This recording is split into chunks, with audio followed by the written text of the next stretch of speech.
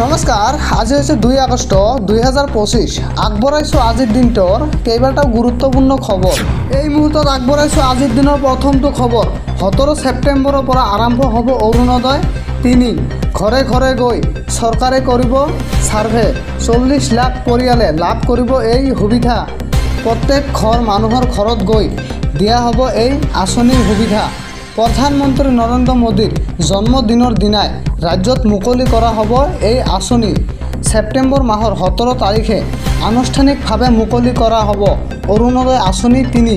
অৰুণোদয়ৰ বাবে শীঘ্ৰেই মুকলি কৰা হ'ব পৰ্টেল। মহিলাসকলে সকলো অভিযোগ দিব পাৰিব এই পৰ্টেলত। মুখ্যমন্ত্ৰী ডক্টৰ হিমন্ত বিশ্ব শৰ্মাৰ ডাঙৰ ঘোষণা। এই মুহূৰ্তত আগবঢ়াইছোঁ আজিৰ দিনৰ দ্বিতীয়টো খবৰ। অৰুণোদয়ৰ পৰিয়াললৈ LPG ৰাজ সাহায্য। LPG কিনিলে 250 টকা ৰাজ সাহায্য দিব এতিয়া চৰকাৰে। 40 লাখ পৰিয়ালক সামৰি লোৱা এয়াই হৈছে এই আঁচনিত। গেছৰ বাবে প্ৰমাণ পত্ৰ ঘৰে ঘৰে দিবলৈ যাব পঞ্চায়তৰ লোক। চিলিণ্ডাৰ ক্ৰয় কৰাৰ পিছতে লাভ কৰিব 250 টকা, অন্যথা এই ধন লাভৰ পৰা আপুনি বঞ্চিত হ'ব। এই মুহূৰ্তত জনাইছোঁ আজিৰ আন এক খবৰ। ৰেচন কাৰ্ডৰ লাখ লাখ হিতাধিকাৰীৰ বাবে আহিছে ডাঙৰ খবৰ। 1 অক্টোবৰৰ পৰা সলনি হ'ব ৰেচন লোৱাৰ নিয়ম। সম্পূৰ্ণ নতুন পদ্ধতিৰে ল'ব লাগিব ৰেচন।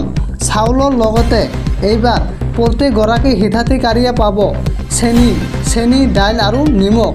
মুঠ 4বিধ সামগ্ৰী লাভ কৰিব এইবাৰ আপুনি ৰেচন কাৰ্ডগৰাকীয়ে। যাৰ ৰেচন কাৰ্ড আছে এইবাৰ চাউলৰ লগতে চেনি, দাইলসমূহ আদি 4বিধ আদি সামগ্ৰী লাভ কৰিব। বজাৰ দৰতকৈ কমকৈ লাভ কৰিব এই ৰেচন। প্ৰতি কেজি ৰেচন চেনি লাভ কৰিব মাত্ৰ 38 টকাত। প্ৰতি কেজি মচুৰ দাইল লাভ কৰিব মাত্ৰ 69 টকাত। প্ৰতি কেজি নিমখ লাভ কৰিব মাত্ৰ 10 টকাত। জনাইছোঁ আজিৰ আন এক বিশেষ খবৰ। আজিৰে পৰা অসমৰ খিলঞ্জীয়াক দিয়া হ'ব অস্ত্ৰৰ লাইচেন্স। আবেদন কৰিলে লাভ কৰিব এই অনুজ্ঞাপত্ৰ।